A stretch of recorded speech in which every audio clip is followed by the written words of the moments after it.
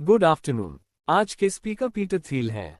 Peter PayPal और पलंटीर और founders fund के फाउंडर और उन्होंने सिलिकॉन वैली की ज़ायाडाटा टेक कंपनीज में इन्वेस्ट किया है और वह स्ट्रैटेजी और कंपटीशन के बारे में बात करने वाले हैं। आने के लिए धन्यवाद पीटर। ग्रेटर देन बहुत बढ़िया। धन्यवाद सैम। मुझे ब्यूलेन के लिए धन्यवाद। मुझे ब्यूलेन के लिए धन्यवाद। मैंने एक तरह से एक दिन में एक सिंगल तय किया है जिसका मैं पूरी तरह से दीवाना हूं। बिजनेस की बात करें तो अगर आप कोई कंपनी शुरू कर रहे हैं, अगर आप फाउंडर हैं, एक एंटरप्रेन्योर जो कंपनी शुरू कर रहा है, आप हमेशा मोनोपोली का लक्ष्य रखना चाहते हैं और आप हमेशा कंपटीशन से बचना चाहते हैं। इसलिए कंपटीशन में हारने वालों का हाई नुकसान होता है। आज हम इसी के बारे में बात करेंगे। मैं इस बेसिक आइडिया के बारे में कुछ कहकर शुरू करना चाहूंगा कि जब आप इनमें से कोई कंपनी शुरू करते हैं तो आप वैल्यू कैसे बनाते हैं, और ये सवाल कि एक बिजनेस को वैल्यूएबल क्या बनाता है। और मैं ये बताना चाहता हूं कि बेसिकली एक बहुत हाई सिंपल फॉर्मूला है कि आपके पास एक वैल्यूएबल कंपनी है। दो चीजें हैं। सत्य नंबर 1 कि ये दुनिया के लिए $X की वैल्यू बनाता है, और नंबर 2 कि आप X का Y% कैप्चर करते हैं। और मुझे लगता है कि इस तरह के एनालिसिस में लोग हमेशा जो जरूरी बात भूल जाते हैं वह ये है कि X और Y पूरी तरह से इंडिपेंडेंट वेरिएबल्स हैं और इसलिए X बहुत बड़ा हो सकता है, Y बहुत छोटा हो सकता है, X मीडियम साइज का हो सकता है, और अगर Y ठीक ठाक बड़ा है तो भी आप एक बहुत बड़ा बिजनेस बना सकते हैं। तो एक वैल्यूएबल कंपनी बनाने के लिए आपको बेसिकली कुछ वैल्यूएबल बनाना होगा और कुछ हिस्सा कैप्चर करना होगा। आपने जो बनाया है उसकी वैल्यू, और इसे समझाने के लिए ये एक तरह से कंट्रास्ट है। अगर आप यूएस एयरलाइन इंडस्ट्री की तुलना सर्च पर गूगल जैसे कंपनी से करें, अगर आप इन इंडस्ट्री के साइज के हिसाब से मापें तो आप कह सकते हैं कि एयरलाइन अभी भी सर्च से ज़्यादा जरूरी है। अगर आप इसे सिर्फ रेवेन्यू के हिसाब से मापें, 2012 में डोमेस्टिक रेवेन्यू में 195 बिलियन है। गूगल का रेवेन्यू 50 बिलियन से थोड़ा ज़्यादा था। और जरूर किसी सहज ज्ञान के लेवल पर अगर आपने कहा अगर आपको कोई चॉइस दी जाए और अच्छा, क्या आप सभी हवाई यात्रा से छुटकारा पाना चाहते हैं, या आप सर्च का इस्तेमाल करने की अपनी क्षमता से छुटकारा पाना चाहते हैं? इंजन अंदाजा ये होगा कि हवाई यात्रा सर्च से ज्यादा जरूरी है, और ये ज़हीर है सिर्फ घरेलू नंबर है। अगर आपने इसे दुनिया भर में देखा होता तो एयरलाइंस सर्च या गूगल से बहुत बहुत बड़ी हैं, लेकिन प्रॉफिट मार्जिन काफी कम है। आप जानते हैं 2012 में वे थोड़े बहुत फायदेमंद थे। एयरलाइन इंडस्ट्री के पूरे 100 साल के इतिहास के बारे में सोचिए। यूएस में कुल प्रॉफिट लगभग 0 रहा है। कंपनीज पैसा कमाती हैं, वे कभी कभी बैंकरप्ट हो जाती हैं, उन्हें रिकैपिटलाइज किया जाता है और आप एक तरह से साइकिल चलेते हैं और दौड़ते हैं। और ये एयरलाइन इंडस्ट्रीज के कंबाइंड मार्केट कैपिटलाइजेशन में दिखता है, शायद यूएस एयरलाइन इंडस्ट्री के बराबर, गूगल के लगभग 1/4 के बराबर। तो आपके पास एक सर्च इंजन है जो एयर ट्रैवल से बहुत बहुत छोटा है लेकिन बहुत ज़्यादा वैल्यूएबल है, और मुझे लगता है कि ये इन बहुत अलग वैल्यूएशन को दिखाता है। एक्स और वाई। तो आप जानते हैं, अगर हम परफेक्ट कंपटीशन को देखें, आप जानते हैं कि परफेक्ट कंपटीशन की दुनिया में कुछ फायदे और नुकसान हैं। हाई लेवल पर यह हमेशा होता है, यही आप इकॉन 1 में पढ़ते हैं। ये हमेशा मॉडल करना आसान होता है। मुझे लगता है कि इसलिए इकॉन प्रोफेसर परफेक्ट के बारे में बात करना पसंद करते हैं। कंपटीशन ये किसी तरह से एफिशिएंट है, खासकर ऐसी दुनिया में जहां चीजें स्टैटिक हैं, क्योंकि आपके पास सारा कंज्यूमर सरप्लस है जो हर कोई ले लेता है। और पॉलिटिकली यही वो है जो हमें बताया जाता है कि अच्छा है। हमारे समाज में आप कंपटीशन चाहते हैं और ये किसी तरह से एक अच्छी बात है। बेशक इसमें बहुत सारी नेगेटिव बातें भी हैं।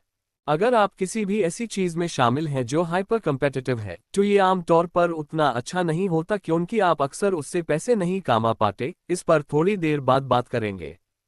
मैं सोचिए, स्पेक्ट्रम के एक छोर पर ऐसी इंडस्ट्रीज हैं जो पूरी तरह कम्पिटिटिव हैं, और स्पेक्ट्रम के दूसरे छोर पर ऐसी चीजें हैं जो मैं कहूंगा मोनोपोली हैं, और वे ज्यादा स्टेबल लंबे समय तक चलने वाले बिजनेस हैं। आपके पास ज्यादा कैपिटल होता है, और अगर आपको कुछ नया इन्वेंट करने के लिए क्रिएटिव मोनोपोली मिलती है तो मुझे लगता है कि ये इस बात का लक्षण है कि आपने कुछ बहुत कीमती बनाया है। और इसलिए मुझे लगता है कि दुनिया का ये बहुत ज़्यादा बाइनरी नज़रिया जो मैं हमेशा कहता हूँ वह ये है कि इस दुनिया में ठीक दो तरह के बिजनेस हैं। कुछ बिजनेस ऐसे हैं जो पूरी तरह कंपेटिटिव हैं और कुछ ऐसे हैं जो मोनोपोली हैं। और वहां है। हैरानी की बात है कि बीच में बहुत कम है। और ये अंतर बहुत ज़्यादा समझ में नहीं आता क्योंकि लोग अपने बिजनेस के बारे में लगातार झूठ बोलते रहते हैं। और यही वजह है कि मेरे हिसाब से ये सबसे ज़रूरी है। ये ज़रूरी नहीं कि बिजनेस में सबसे ज़रूरी चीज़ हो, लेकिन मुझे लगता है कि ये सबसे ज़रूरी बिजनेस आइडिया है जिसे लोग नहीं समझते कि सिर्फ दो तरह के बिजनेस होते हैं। और इसलिए मैं लोगों के झूठ के बारे में थोड़ा कहना चाहता हूं। और इसलिए आप बेसिक बात अगर आप सोचें कि कंपनीज का एक स्पेक्ट्रम था परफेक्ट कंपटीशन से मोनोपोली तक, दिखने में जो अंतर हैं वे काफी छोटे हैं। क्योंकि जिन लोगों के पास मोनोपोली है वे दिखावा करते हैं कि उनके पास मोनोपोली नहीं है। वे असल में कहेंगे, और ऐसा इसलिए है क्योंकि आप सरकार से रेगुलेटेड नहीं होना चाहते, आप नहीं चाहते कि सरकार आपके पीछे पड़े। इसलिए आप कभी नहीं कहेंगे कि आपकी मोनोपोली है। जिस किसी की भी मोनोपोली है वह दिखावा करेगा कि वे जबरदस्त कंपटीशन में हैं। और दूसरी तरफ अगर आप जबरदस्त कंपेटिटिव हैं और अगर आप किसी प्रकार का बिजनेस से आप कभी भी कोई पैसा नहीं कमा पाएंगे, आप दूसरी तरफ झूठ बोलने के लिए लालचाएंगे, जहां आप कहेंगे कि आप कुछ यूनिक कर रहे हैं जो दिखने से कम कंपेटिटिव है। क्योंकि आप अलग दिखना चाहेंगे, आप कैपिटल या कुछ ऐसा अट्रैक्ट करना चाहेंगे। इसलिए अगर मोनोपोलिस्ट दिखावा करते हैं कि उनके पास मोनोपोली नहीं है तो नॉन मोनोपोलिस्ट दिखावा करते हैं कि उनके पास मोनोपोली है। दिखने में जो अंतर है वह बहुत छोटा है, जबकि असली अंतर मैं ये कहूंगा कि असल में काफी बड़ा है।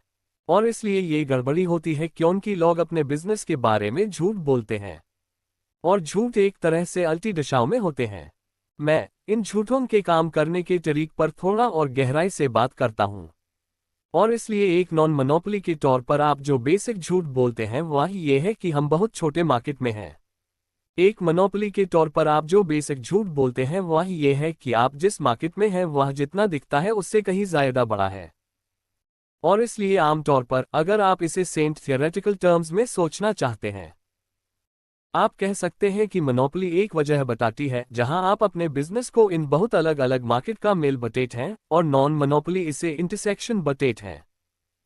असल में अगर आप नॉन मोनोपोली वाले हैं तो आप अपने मार्केट को बहुत छोटा बताएंगे। आप अकेले इंसान हैं इस मार्केट में। अगर आपकी मोनोपोली है तो आप इसे बहुत बड़ा कहेंगे और इसमें बहुत कंपटीशन है। कुछ उदाहरण है कि ये असल में कैसे काम करता है। मैं हमेशा रेस्टोरेंट को उदाहरण के तौर पर इस्तेमाल करता हूं। एक बहुत बुरा बिजनेस और हमेशा एक तरह के आइडिया होते हैं कि आप जानते हैं कैपिटलिज्म और कंपटीशन एक दूसरे के उल्टे हैं। कैपिटल कोई ऐसा जो कैपिटल जमा करता है। परफेक्ट कंपटीशन की दुनिया एक ऐसी दुनिया है जहां सारा कैपिटल कंपटीशन में खत्म हो जाता है। आप एक रेस्टोरेंट बिजनेस खोल रहे हैं, कोई भी इन्वेस्ट नहीं करना चाहता क्योंकि आप बस पैसा खो देते हैं। आपको कुछ अजीब कहानी सुनानी होगी और आप कुछ ऐसा कहेंगे, ठीक है हम पैशलो ऑटो में अकेले ब्रिटिश फूड रेस्टोरेंट हैं। ये ब्रिटिश है पैशलो ऑटो। और हाँ, ये बहुत छोटा मार्केट है क्योंकि लोग माउंटेन व्यू या पार्क तक गाड़ी चलाकर जा सकते हैं। और शायद हाई कोई ऐसा हो जो सिर्फ ब्रिटिश खाना खाता हो। कम से कम कोई भी इंसान अभी जिंदा नहीं है। और इसलिए ये एक तरह से मैनगढ़ छोटा मार्केट है। इसका एक हॉलीवुड वर्जन भी है जहां फिल्में हमेशा इस तरह से बनाई जाती हैं जैसे कोई कॉलेज फुटबॉल स्टार अपने दोस्तों को मान वाले शार्क को पकड़ने के लिए हैकर्स के एक एलीट ग्रुप में शामिल हो जाता है। ये एक ऐसी फिल्म है जो बनी हाई नहीं है। लेकिन सवाल यह है कि क्या ये सही कैटेगरी है या सही कैटेगरी है। ये बस एक और मूवी है। ऐसे में आप जानते हैं ऐसी बहुत सारी मूवीज हैं। ये सुपर कंपेटिटिव है, इसमें पैसे कमाने के लिए बहुत मेहनत करनी पड़ती है। हॉलीवुड में कोई भी मूवी करके पैसे नहीं कमाता। ये सच में बहुत मुश्किल है। और इसलिए आपके मन में हमेशा ये सवाल रहता है, क्या इंटरसेक्शन, क्या ये असली है, क्या इसका कोई मतलब है, क्या इसकी कोई वैल्यू है जो किसी को पूछनी चाहिए। और हाँ, इसके स्टार्टअप वर्जन भी हैं, जहां आप और आपके बहुत व्यूअर वर्जन भी हैं। बस कुछ बज़ वर्ड्स की पूरी सीरीज लें। शेयरिंग, मोबाइल, सोशल एप्स, आप उन्हें मिला दें और आपके पास है किसी तरह की कहानी। और चाहे वो असली बिजनेस हो या ना हो, ये आमतौर पर एक बुरा संकेत है। तो ये लगभग एक पैटर्न रिकॉग्निशन है। जब आपके पास इस तरह के इंटरसेक्शन की ये बयानबाजी होती है, ये आमतौर पर काम नहीं करता। कहीं का कुछ असल में ज़्यादा, कहीं का कुछ नहीं होता। ये नॉर्थ डकोटा के स्टैनफोर्ड जैसा है, अपनी तरह का अनूठा, लेकिन ये स्टैनफोर्ड नहीं है। चलिए इसका उल्टा देखते हैं। उल्टा झूठ ये है कि अगर आप, मान लीजिए, सर्च कंपनी है जो यहां से थोड़ी दूर है और जिसका लगभग 66% मार्केट शेयर है, और आप जानते हैं सर्च मार्केट में पूरी तरह से हावी है। गूगल ने आजकल लगभग कभी भी खुद को एक सर्च इंजन के तौर पर नहीं बताया है, और इसके बजाय ये खुद को इन सभी अलग अलग तरीकों से बताता है। ये कभी कभी कहता है कि ये एक एडवर्टाइजिंग कंपनी है। अगर ये सर्च होता, आप कहते, अच्छा, इसका मार्केट शेयर बहुत बड़ा है, जो सर्च में क्रेजी है। ये एक जबरदस्त मोनोपोली जैसा है। ये 90 के दशक में माइक्रोसॉफ्ट की मोनोपोली से कहीं ज्यादा बड़ा है। ये उससे कहीं ज्यादा मजबूत मोनोपोली है। शायद इसलिए ये इतना पैसा कमा रहा है। लेकिन अगर आप कहते हैं कि ये एक एडवर्टाइजिंग मार्केट है, तो आप कह सकते हैं, ठीक है, सर्च एडवर्टाइजिंग 17 बिलियन है और ये ऑनलाइन एडवर्टाइजिंग का हिस्सा है जो बहुत बड़ा है। और फिर सारा यूएस एडवर्टाइजिंग बड़ा है। और फिर जब तक आप पैंक्ट हैं ग्लोबल एडवर्टाइजिंग, ये करीब 500 बिलियन है, और इसलिए आप 3.5% की बात कर रहे हैं। इस बहुत बड़े मार्केट का एक छोटा सा हिस्सा। या अगर आप नहीं चाहते कि ये एक एडवर्टाइजिंग कंपनी बने, तो आप हमेशा कह सकते हैं कि आप एक टेक्नोलॉजी कंपनी हैं। और सॉरी, मुझे बस देखने दो। और इसलिए टेक्नोलॉजी मार्केट लगभग $1 ट्रिलियन का मार्केट है, और आप जो कहानी सुनते हैं वह ये है कि टेक्नोलॉजी मार्केट में गूगल, हम अपनी सेल्फ ड्राइविंग कार्स के साथ सभी का कंपनीज के साथ मुकाबला कर रहे हैं, हम टीवी और आईफोन पर एप्पल के साथ मुकाबला कर रहे हैं, हम फेसबुक के साथ मुकाबला कर रहे हैं, हम ऑफिस प्रोडक्ट्स पर माइक्रोसॉफ्ट के साथ मुकाबला कर रहे हैं, हम क्लाउड सर्विसेज पर अमेज़न के साथ मुकाबला कर रहे हैं, और इसलिए हम इस बड़े टेक्नोलॉजी मार्केट में हैं जहां हर तरफ कंपटीशन है। और नहीं, हम वो मोनोपोली नहीं हैं जिसे सरकार ढूंढ रही है, और हमें किसी भी तरह से रेगुलेट नहीं किया जाना चाहिए। और इसलिए मुझे लगता है कि हमेशा इस बात का बहुत ध्यान रखना होगा कि इन मार्केट के नेचर को किसी न किसी तरह से बिगाड़ने के लिए बहुत पावरफुल इंसेंटिव्स हैं। नैरो का सबूत बाजारों में। टेक इंडस्ट्री में अगर आप कुछ बड़ी टेक कंपनीज को देखें, जैसे एप्पल, गूगल, माइक्रोसॉफ्ट, अमेज़न, वे बस साल दर साल कैश जमा कर रही हैं और आपके पास ये बहुत ज्यादा प्रॉफिट मार्जिन है। और मैं कहूंगा कि यूएस में टेक इंडस्ट्री के फाइनेंशियली इतने सफल होने का एक कारण ये है कि ये इन सभी मोनोपोली जैसे बिजनेस बनाने के लिए प्रवन है, और यही इन कंपनीज में दिखता है। बस इतना कैश जमा कर लो कि उन्हें पता ही नहीं चलता कि एक हेड के बाद उसका क्या करना है। और इसलिए मैं मोनोपोली बनाने के बारे में कुछ बातें कहना चाहता हूं। और मुझे लगता है कि इस मोनोपोली श्रेड से एक बहुत हाई उल्टा आइडिया निकालता है। वह यह है कि आप छोटे मार्केट में जाना चाहते हैं। अगर आप एक स्टार्टअप हैं, आप मोनोपोली तक पहुंचना चाहते हैं, आप एक नई कंपनी शुरू कर रहे हैं, आप पहुंचना चाहते हैं। मोनोपोली में आपके पास मार्केट का बड़ा हिस्सा होता है। आप मार्केट का बड़ा हिस्सा कैसे पाते हैं?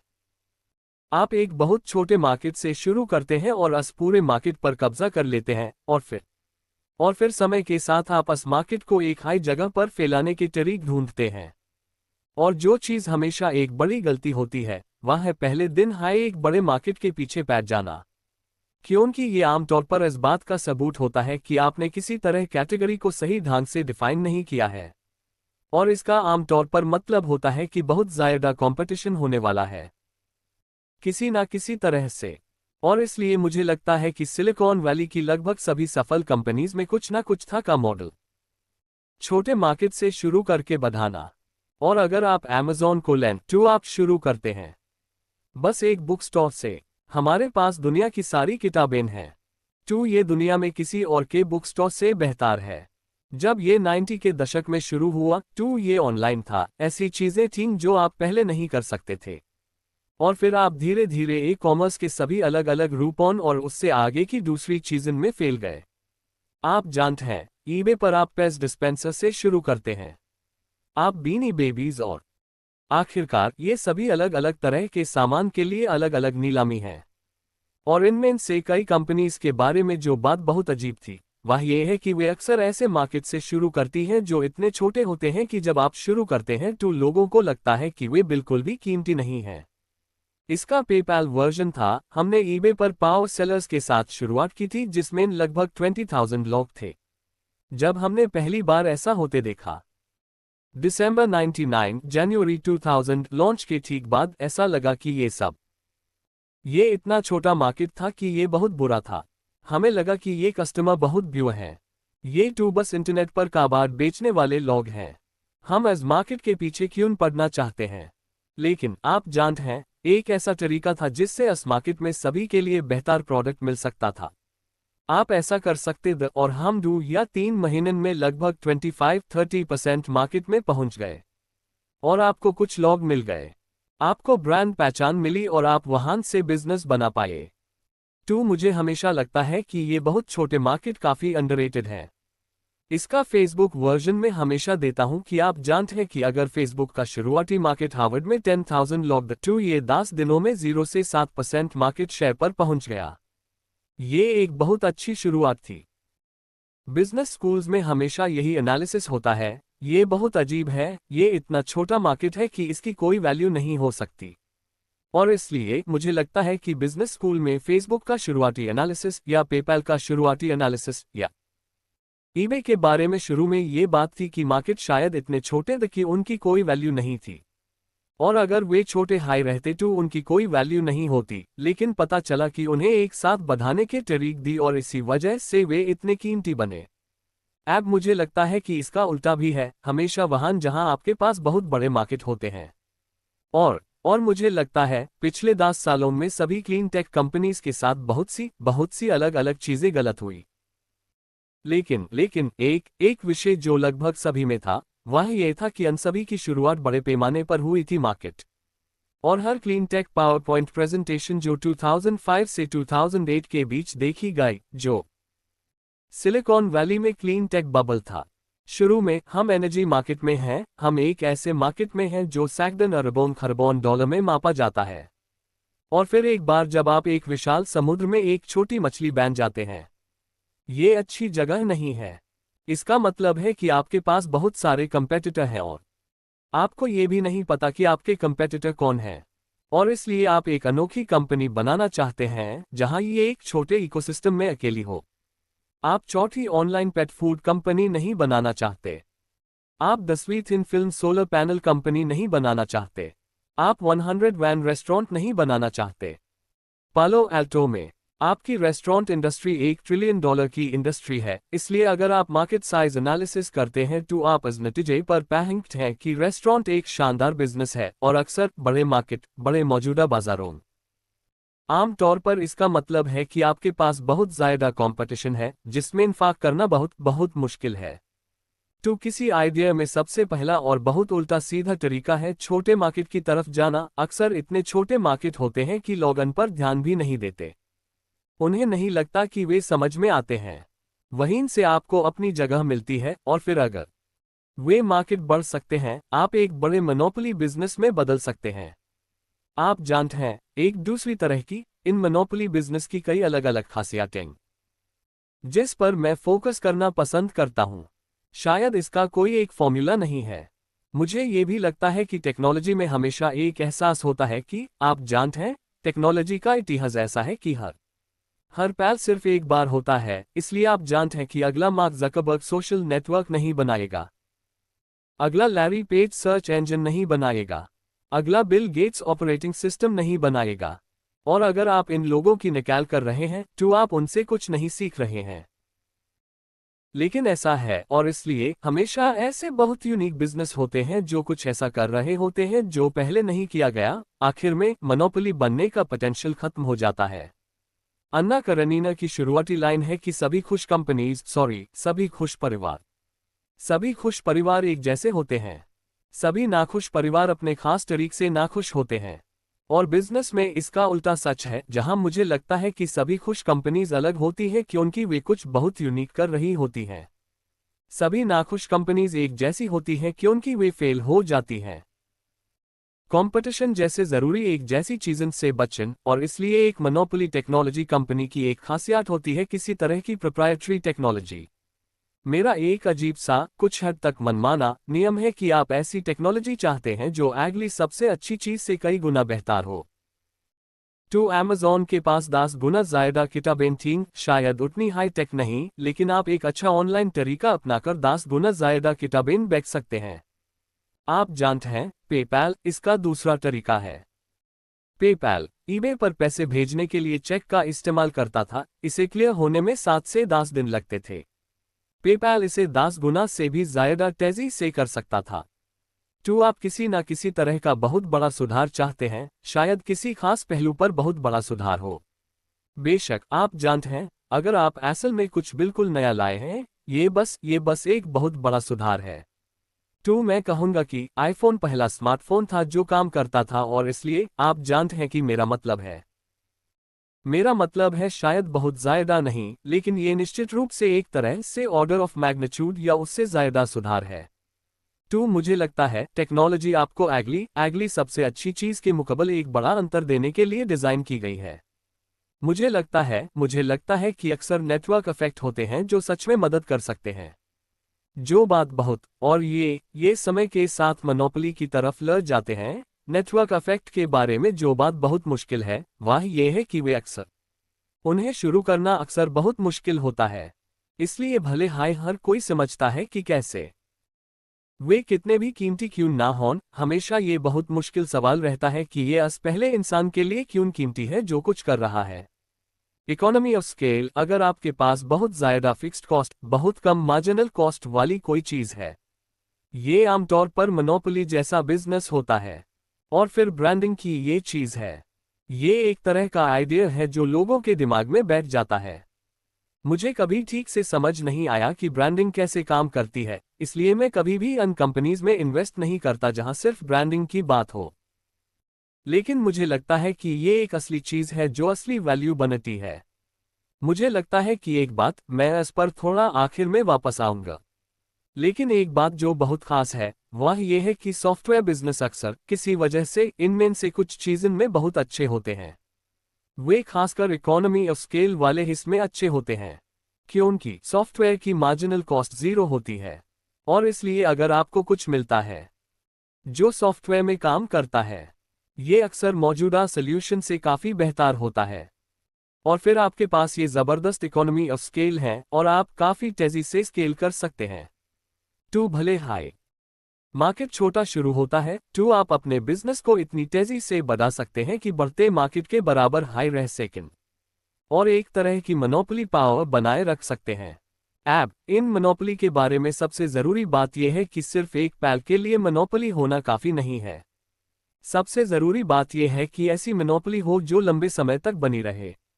और इसलिए सिलिकॉन वैली में हमेशा ये आइडिया रहता है कि आप सबसे पहले आगे बढ़ना चाहते हैं। और मुझे हमेशा लगता है कि ये कुछ मेनन में बेहतर फ्रेमिंग है कि आप लास्ट मूवर बनना चाहते हैं या आप किसी कैटेगरी में लास्ट कंपनी बनना चाहते हैं। ये वही है जो सच में वैलिड है। माइक्रोसॉफ्ट आखिरी ऑपरेटिंग सिस्टम था, कम से कम कई दशकों तक। गूगल आखिरी सर्च इंजन है। फेसबुक वैल्यूएबल होगा अगर ये आखिरी सोशल नेटवर्किंग साइट निकला। वैल्यू के एज लास्ट मूवर के बारे में सोचने का एक तरीका यह है कि इन कंपनीज में ज़्यादा वैल्यू बहुत भविष्य में मौजूद है। अगर आप किसी बिजनेस का डिस्काउंटेड कैश फ्लो एनालिसिस करते हैं, आप देखते हैं आपके पास ये सभी प्रॉफिट स्ट्रीम है। आपके पास एक ग्रोथ रेट है। ग्रोथ रेट डिस्काउंट रेट से बहुत ज़्यादा है, और इसलिए ज़्यादा वैल्यू भविष्य में बहुत दूर है। मैंने ये एक्सरसाइज मार्च 2001 में पेपैल में की थी। हम लगभग 27 महीनों से बिजनेस में थे और हमारा ग्रोथ रेट लगभग 100% सालाना था। हम भविष्य के कैश फ्लो को लगभग 30% तक डिस्काउंट कर रहे थे, और पता चला कि बिजनेस की वैल्यू का लगभग 3/4 हिस्सा जैसे कि था 2001। 2011 और उसके बाद के सालों में कैश फ्लो से आया। और जब भी आप इनमें से किसी भी टेक कंपनी का मैथ करते हैं तो आपको कुछ ऐसा हाई जवाब मिलता है। तो अगर आप silicon valley, Airbnb, Twitter, Facebook, किसी भी उभरती हुई इंटरनेट कंपनी, वाई कॉम्बिनेटर में से किसी भी दूसरी टेक कंपनी का एनालिसिस करने की कोशिश कर रहे हैं, मैथ आपको बताता है कि 3/4 85% वैल्यू 2024 और उसके बाद के सालों में कैश फ्लो से आ रही है। ये बहुत बहुत दूर भविष्य में है।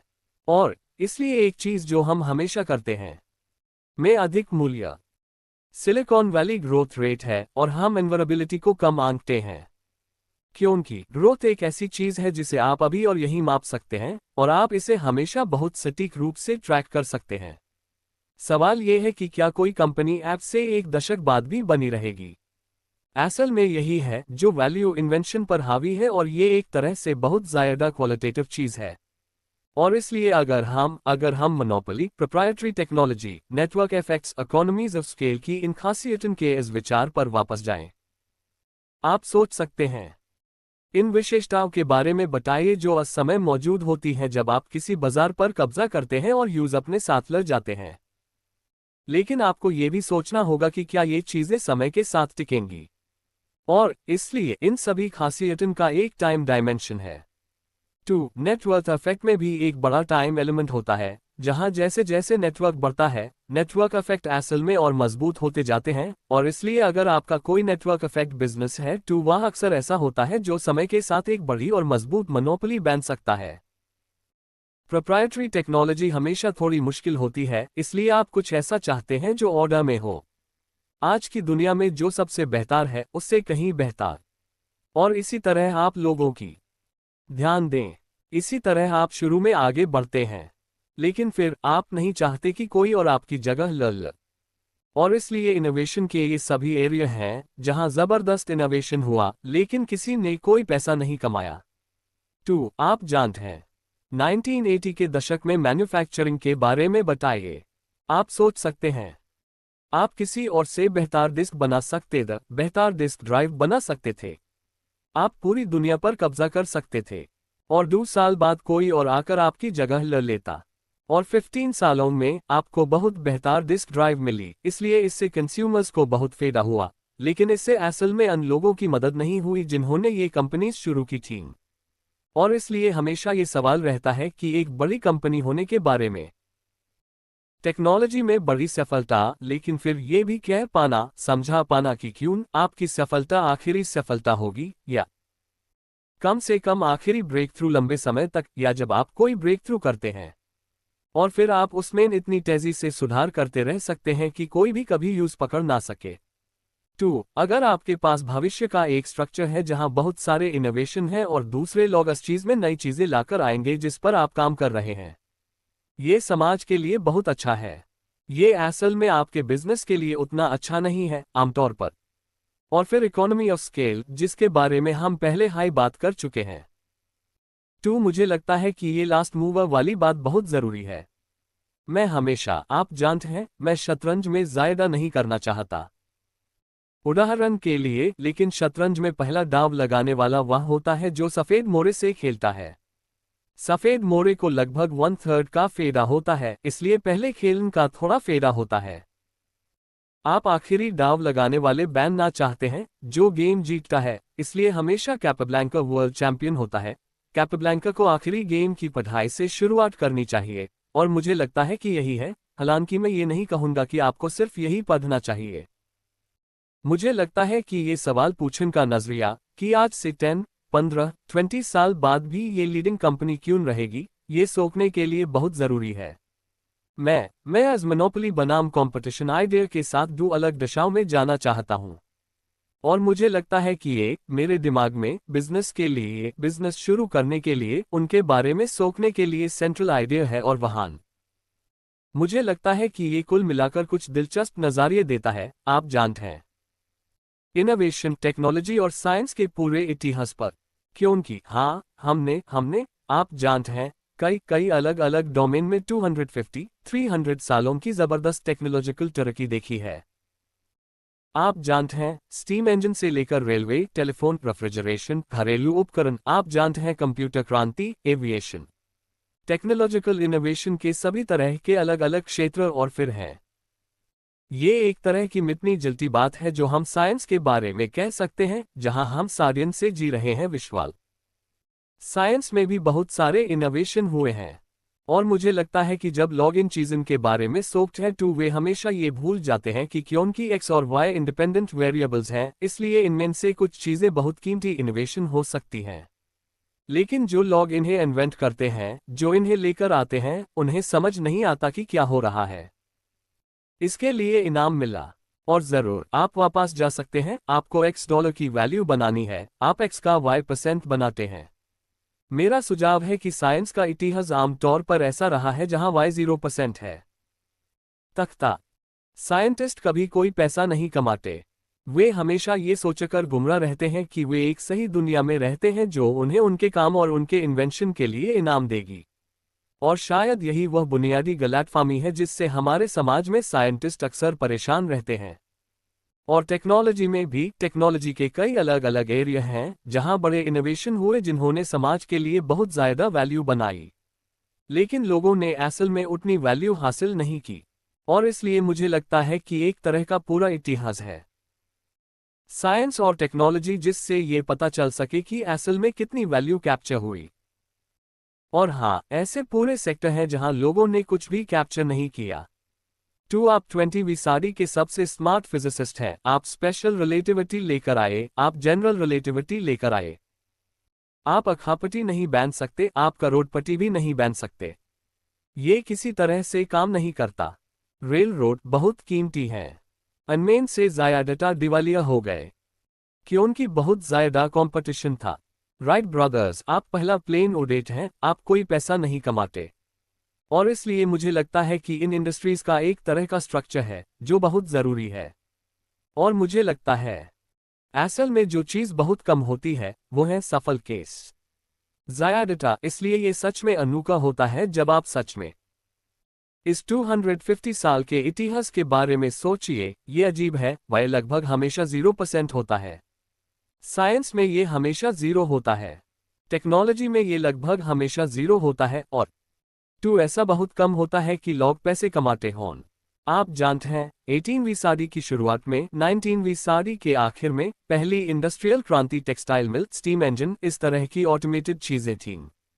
और आपके पास ये लगातार सुधार था कि लोगों ने टेक्सटाइल फैक्ट्रीज, आमतौर पर मैन्युफैक्चरिंग की एफिशिएंसी में सुधार किया।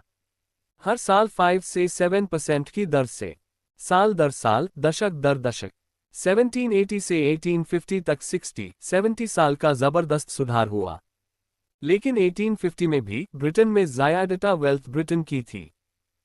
अभी भी ज़मींदार अमीर लोगों के पास था। मजदूर, आप जानते हैं, मजदूर उतना नहीं कमाते थे, कैपिटलिस्ट भी उतना नहीं कमाते थे। ये सब कंपटीशन में खत्म हो गया था। सैकड़ों लोग टेक्सटाइल फैक्ट्रीज चला रहे थे। ये एक ऐसी इंडस्ट्री थी जिसमें कंपटीशन के स्ट्रक्चर ने लोगों को पैसा कमाने से रोक दिया था। और इसलिए मुझे लगता है, मेरे हिसाब से पूरे इतिहास में पिछले 250 सालों में शायद सिर्फ 2 बड़ी कैटेगरी हैं जहां लोग असल में नई चीजें लेकर आए हैं और ऐसा करके पैसे कमाए। एक इस तरह की वर्टिकली इंटीग्रेटेड कॉम्प्लेक्स मोनोपोली है जिसे लोगों ने 19वीं सदी के आखिर में दूसरी इंडस्ट्रियल क्रांति में और 20वीं सदी की शुरुआत में बनाया था। और इसलिए ये फोर्ड जैसा था, ये स्टैंडर्ड ऑयल जैसी वर्टिकली इंटीग्रेटेड ऑयल कंपनीज थीं। और इन वर्टिकली इंटीग्रेटेड मोनोपोली के लिए आमतौर पर बहुत कॉम्प्लेक्स कोऑर्डिनेशन की जरूरत होती थी। आपके पास बहुत सारे पीस हैं सही तरीके से फिट होने के लिए। जब आपने इसे जोड़ा तो आपको बहुत बड़ा फायदा हुआ। आजकल ये हैरानी की बात है कि बहुत कम किया जाता है। और इसलिए मुझे लगता है कि ये एक तरह का बिजनेस है। जब लोग इसे कर पाते हैं तो ये बहुत कीमती होता है। इसमें आमतौर पर काफ़ी कैपिटल लगता है। हम एक ऐसे कल्चर में रहते हैं जहां लोगों की किसी भी ऐसी चीज़ के लिए राज़ी करना बहुत मुश्किल होता है जो बहुत कॉम्प्लिकेटेड हो और यूज़ बनाने में बहुत लंबा समय लगता है।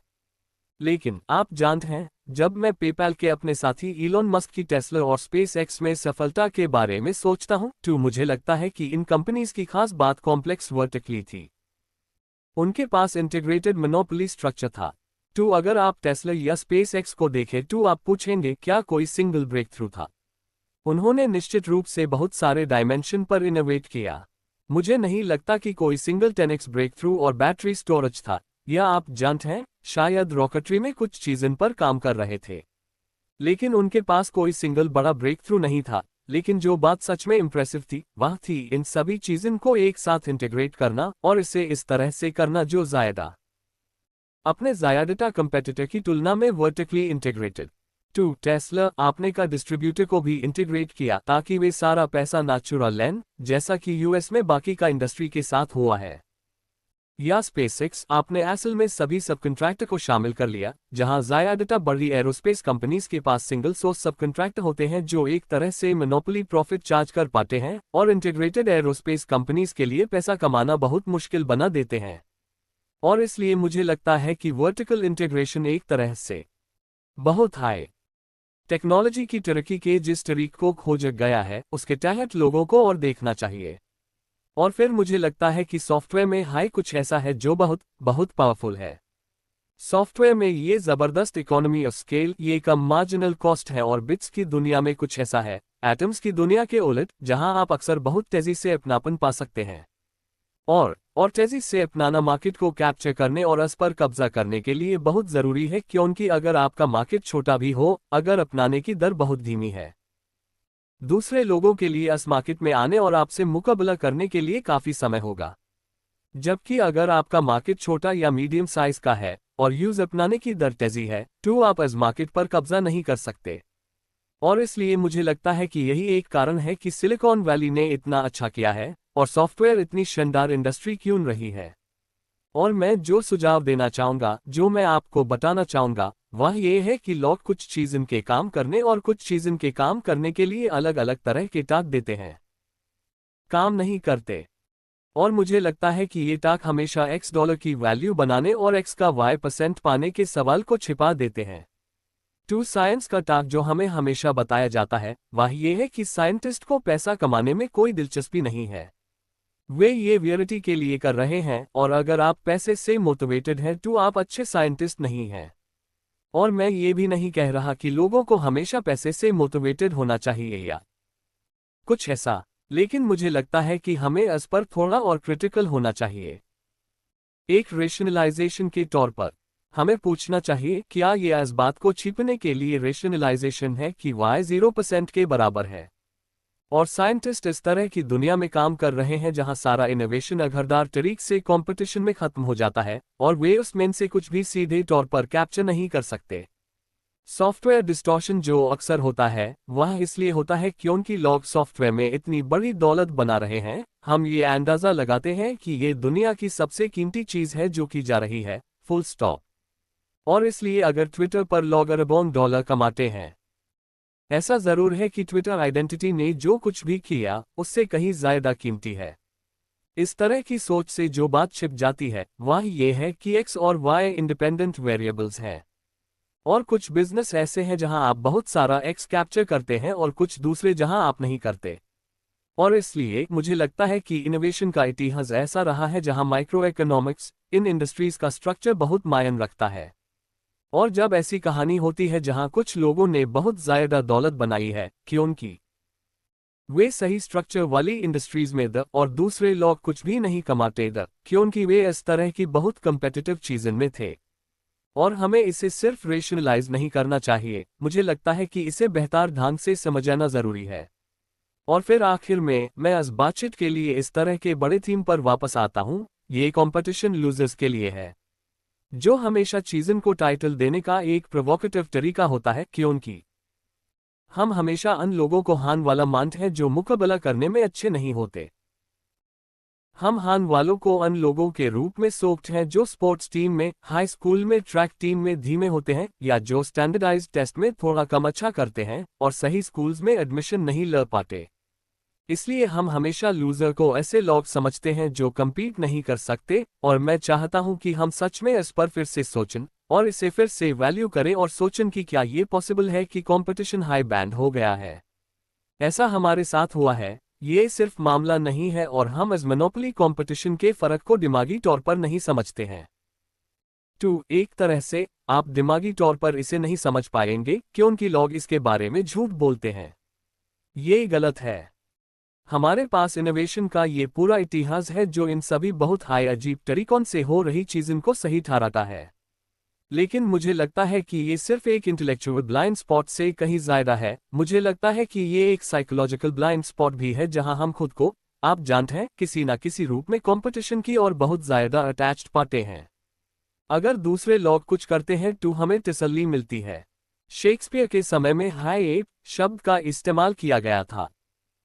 इसका मतलब प्राइवेट और इमिटेट डॉनन था, और इंसानी स्वभाव में कुछ ऐसा है जो बहुत ज़्यादा मिमिक्री वाला है, नकल करने वाला, बंदर जैसा, भेद जैसा, लेमिंग जैसा, झुंड जैसा। और ये बहुत हाई मुश्किल चीज़ है जिसके बारे में हमें हमेशा सोचना चाहिए और यूज़ दूर करने की कोशिश करनी चाहिए। और कंपटीशन के बारे में हमेशा ये सवाल रहता है कि ये एक वैलिडेशन का एक तरीका, जहां हम उन चीज़ों के लिए जाते हैं जिनके लिए बहुत से दूसरे लोग जा रहे हैं। और ऐसा नहीं है कि भीड़ में समझदारी होती है, ऐसा नहीं है कि जब बहुत से लोग कुछ ऐसा करने की कोशिश कर रहे हों। ये इस बात का सबूत है कि ये कीमती है। मुझे लगता है कि जब बहुत सारे लोग कुछ करने की कोशिश कर रहे होते हैं तो ये अक्सर पागलपन का सबूत होता है। हर साल 20,000 लोग मूवी स्टार बनने के लिए लॉस एंजलिस जाते हैं। इनमें से लगभग 20 ही सफल हो पाते हैं। मुझे लगता है कि ओलंपिक थोड़े बेहतर हैं क्योंकि आप समझ सकते हैं, बहुत जल्दी पता चल जाता है कि आप अच्छे हैं या नहीं, इसलिए समाज पर थोड़ा कम असर पड़ता है। आप जानते हैं, ग्रेटर देन आपको एक जगह पर पढ़ाई का अनुभव, स्टैनफोर्ड से पहले का पढ़ाई का अनुभव, हमेशा एक तरह का नॉन कम्पेटिटिव कैरेक्टराइजेशन होता है, जहां मुझे लगता है कि इस कमरे में ज़्यादातर लोगों के पास मशीन गन थी जो तीर कमान वाले लोगों से मुकाबला कर रहे थे। जब आप जूनियर हाई स्कूल और हाई स्कूल में ये बिल्कुल पैरेलल कंपटीशन नहीं था। हमेशा एक सवाल होता है, क्या टूर्नामेंट का कोई मतलब है जैसे आप आगे बढ़ते रहते हैं? और हमेशा ये सवाल होता है कि अगर लोग ग्रेड स्कूल या पोस्ट डॉक्टरेट की पढ़ाई के लिए जाते हैं तो क्या कंपटीशन की इंटेंसिटी का सच में कोई मतलब है? हार्वर्ड में अपने साथी फैकल्टी के बारे में बतेट हुए हेनरी किसिंजर की क्लासिक लाइन है कि लड़ाइयां इतनी भयंकर थीं क्योंकि दाव बहुत छोटे थे, एक तरह के एकेडमिया के बारे में, और आप एक लेवल पर सोचने लगते हैं कि ये पागलपन का वर्णन है। जब दाव इतने छोटे हों तो लोग पागलन की तरह क्यों लेडंज? लेकिन मुझे लगता है कि ये बस सिचुएशन के लॉजिक का एक फंक्शन है। जब खुद को दूसरे लोगों से अलग करना सच में मुश्किल हो, जब फाक हों, जब ऑब्जेक्टिव फाक सच में छोटे हों, फिर आपको किसी ना किसी तरह का फाक बनाए रखने के लिए बहुत ज़्यादा मुकाबला करना पड़ता है, जो अक्सर असल से ज़्यादा मैनगढ़ंट होता है। इसका हमेशा एक पर्सनल वर्जन होता है जो मैं बताता हूं कि मुझे किस तरह हाइपर ट्रैक किया गया था। मेरी 8th क्लास की जूनियर हाई स्कूल की ईयरबुक में मेरे एक दोस्त ने लिखा था, मुझे पता है कि तुम 4 साल में स्टैनफोर्ड में सोफोमोर के तौर पर एडमिशन ले लोगे, कुछ ऐसा। जब तुम 4 साल बाद स्टैनफोर्ड जा रहे हो खत्म। हाई स्कूल के बाद स्टैनफोर्ड लॉ स्कूल गए। आप जानते हैं, न्यूयॉर्क में एक बड़ी लॉ फर्म में चले गए, जहां बाहर से हर कोई अंदर आना चाहता था, अंदर से हर कोई जाना चाहता था। ग्रेटर देन, और ये बहुत अजीब माहौल था जहां मुझे एहसास हुआ कि ये सबसे अच्छा आइडिया नहीं था, और 7 महीने और 3 दिन बाद मैं चला गया। आप जानते हैं, मेरे हॉल में नीचे बैठे लोगों में से एक ने मुझसे कहा, पीटर, तुम्हें जाते हुए देखकर बहुत सुकून मिला। मुझे नहीं पता था कि अल्काट्राज से भागना मुमकिन है। ज़ाहिर है, आपको बस सामने के दरवाजे से बाहर निकलना था और वापस नहीं आना था। लेकिन बहुत सारे लोगों की पहचान प्राप्त इन कंपटीशन को जीतने में वे इतने उलझे रहते हैं कि वे किसी तरह ये भूल जाते हैं कि क्या जरूरी है, क्या कीमती है। और आप जानते हैं, कंपटीशन आपको उस चीज में बेहतर बनाता है जिसमें आप कंपटीशन कर रहे हैं। क्योंकि जब आप मुकाबला कर रहे होते हैं तो आप अपने आसपास के लोगों से अपनी तुलना कर रहे होते हैं। आप ये पता लगा रहे होते हैं कि मैं अपने आसपास के लोगों को कैसे हरा सकता हूं, वे जो भी कर रहे हैं उसमें मैं थोड़ा बेहतर कैसे कर सकता हूं, और आप इस चीज में बेहतर होते जाएंगे। मैं इस पर सवाल नहीं उठा रहा हूं, मैं इससे इनकार नहीं कर रहा हूं। लेकिन अक्सर इसकी बहुत बड़ी कीमत चुकानी पड़ती है कि आप कुछ बड़े सवाल पूछना बैंड कर देते हैं कि क्या सच में जरूरी और सच में कीमती है। और इसलिए मैं कहूंगा, हमेशा उस छोटे से दरवाजे से मत जाओ जिससे हर कोई जल्दी से अंदर जाने की कोशिश कर रहा है। शायद कोनर से निकल जाओ और उस बड़े से दरवाजे से जाओ जिससे कोई नहीं आ रहा है। आपका बहुत बहुत धन्यवाद। मुझे लगता है कि अब समय है, क्या आप कुछ सवाल लेना चाहेंगे? Greater than sorry greater than oh हाँ, लॉग लेना चाहते हैं। मैं कुछ मिनट के समय में कुछ सवाल लूंगा। हाँ, आगे बढ़ो। ग्रेटर देन क्योंकि हाँ, जैसे कि तुमने बताया, तुमने पहले हाई बताया कि आगे का कंपटीशन अक्सर एक जैसा दिखता है क्योंकि लोगों की कहानी हमें खुद बताती है। क्या तुम्हारे पास कोई ऐसा तरीका है जिससे तुम आसानी से अंतर पता कर सको जब तुम किसी ऐसे आइडिया को देख रहे हो जो तुम्हारे अपने आइडिया से बेहतर हो? ग्रेटर देन खैर, मैं कहूंगा कि जिस सवाल पर मैं हमेशा फोकस करने की कोशिश करता हूं वह ये है कि असली मार्केट क्या है। ये नहीं कि मार्केट की कहानी क्या है, क्योंकि तुम हमेशा किसी मार्केट के बारे में एक मैन गधंट कहानी बता सकते हो जो बहुत बड़ी या बहुत छोटी हो। लेकिन असली मकसद वाला मार्केट क्या है? ये हमेशा, हाँ, आप हमेशा इसे समझने की कोशिश करते हैं और आप महसूस करते हैं कि लोगों के पास इन चीज़ों को जबरदस्त तरीके से बिगाड़ने के लिए इंसेंटिव्स होते हैं। हाँ, ग्रेटर देन आपने मोनोपोली के जिन पहलुओं का जिक्र किया, उनमें इनसे आप कौन सा कहेंगे? ग्रेटर देन खैर, एड नेटवर्क के साथ उनके नेटवर्क इफेक्ट होते हैं।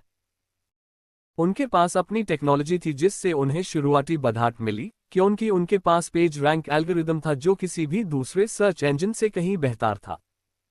आपके पास इकोनॉमी ऑफ स्केल है क्योंकि इन सभी अलग अलग साइट्स को स्टोर करने की जरूरत है। और इस पॉइंट पर आपके पास ब्रांड है, इसलिए गूगल के पास ये चारों हैं।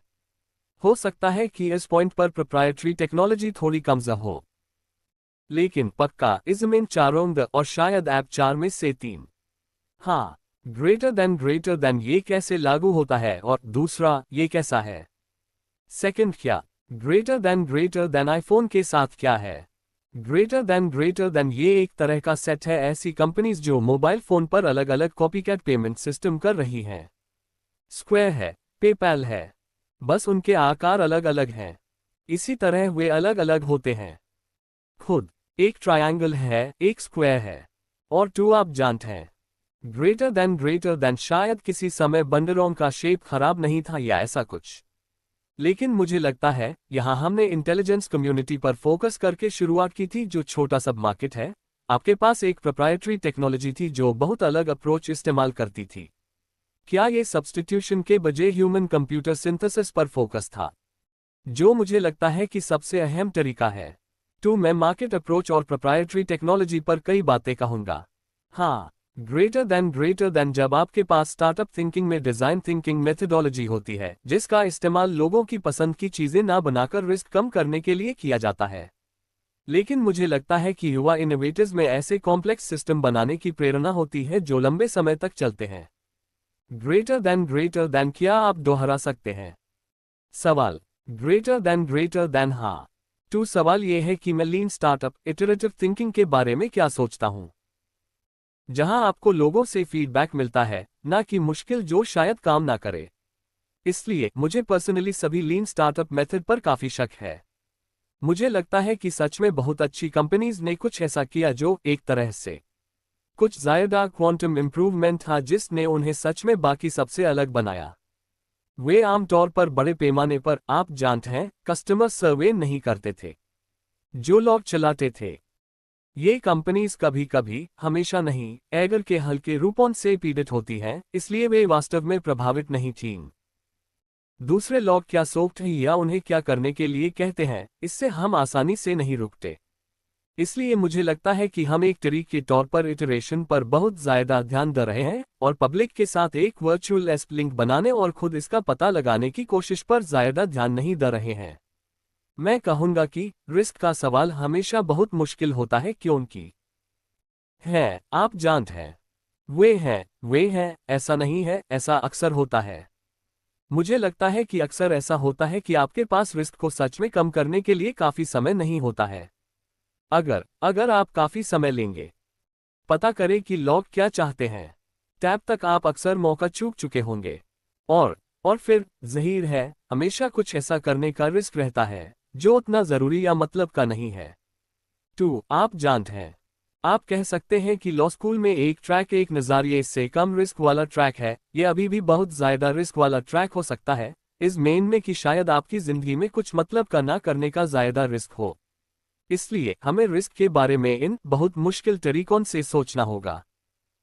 मुझे लगता है कि रिस्क एक बहुत मुश्किल कॉन्सेप्ट है। हाँ, मैं बस आखिरी फाइट के लिए देख रहा था, लेकिन क्या इसका मतलब ये नहीं है कि शतरंज के मुहून के बीच पहले से हाई कंपटीशन शुरू हो गया है? बोर्ड ग्रेटर देन हाँ टू हमेशा ये टर्मिनोलॉजी वाली बात होती है। टू मैं कहूंगा कि ऐसी कैटेगरी है जिनमें लोगों को एक तरह से एक साथ रखा जाता है। मैं कहूंगा कि मोनोपोली बिजनेस असल में कुछ मेनन में बड़े फर्स्ट यूजर थे। आप कह सकते हैं कि गूगल पहला सर्च इंजन नहीं था, पहले भी दूसरे सर्व इंजन द, लेकिन एक तरह से वे बाकी सबसे बहुत बेहतर द वे पेज रैंक वाले पहले द एक तरह से ऑटोमेटेड अप्रोच के साथ। फेसबुक पहली सोशल नेटवर्किंग साइट नहीं थी। मेरे दोस्त रीड हॉफमन ने 1997 में एक शुरू की थी और उन्होंने इसे सोशल नेट कहा। टू उनकी कंपनी के नाम में 7 साल पहले से हाई सोशल नेटवर्किंग नाम था। फेसबुक से पहले उनका आइडिया था कि ये एक वर्चुअल साइबर स्पेस होगा जहां मैं एक कुत्ता बनूंगा और तुम एक बिल्ली होगे, और हमारे पास ये सभी अलग अलग नियम होंगे कि हम एक दूसरे के साथ कैसे बातचीत करेंगे। Greater than is virtual. दूसरी दुनिया। फेसबुक पहली ऐसी साइट थी जिसे असली पहचान मिली। 2. मैं कहूंगा मुझे उम्मीद है कि फेसबुक आखिरी सोशल नेटवर्किंग साइट होगी। ये एक बहुत हाई जरूरी पहलू में पहली साइट थी। लोग अक्सर इसे पहला नहीं मानते क्योंकि वे इन सभी चीज़ों को एक साथ जोड़ देते हैं। ग्रेटर देन मेरा एक और सवाल है। ग्रेटर देन ठीक है, एक सवाल, चलिए एक सवाल यही लेते हैं। ग्रेटर देन अगर आप थियरी के हिसाब से ऐसे इंसान हैं जिसने गोल्डन कॉलेज में काम किया और 6 महीने बाद वहां से निकल गया और अब स्टैनफोर्ड में साइंस करने जा रहा है, आप दोबारा सोचने की सलाह कैसे देंगे? ग्रेटर देन मेरी साइकोथेरेपी वाली चीज़ में कोई खास पकड़ नहीं है, इसलिए मुझे ठीक से नहीं पता कि इसे कैसे हल किया जाए। उन्होंने बिजनेस स्कूल जाने वाले लोगों पर कुछ बहुत अजीब स्टडीज की हैं। एक उन्होंने हार्वर्ड बिजनेस स्कूल में की है जहां ये एक तरह से एंटी एस्पर्गर पर्सनालिटी है। हमारे यहाँ ऐसे लोग हैं जो बहुत ज़्यादा एक्सट्रोवर्ट हैं, आमतौर पर उनके कॉन्फिडेंस कम होते हैं, आइडिया कम होते हैं, और आपके यहाँ एक तरह का हॉट हाउस माहौल होता है। आप इन सभी लोगों को 2 साल के लिए रखते हैं और आखिर में वे सिस्टमैटिकली, सबसे बड़ा ग्रुप सिस्टमैटिकली गलत काम करने लगता है। उन्होंने आखिरी वेव को पकड़ने की कोशिश की। आप जानते हैं 1989 में हार्वर्ड में हर कोई माइक्रो फिल्म के लिए काम करने की कोशिश करता था, ये एक यादू था।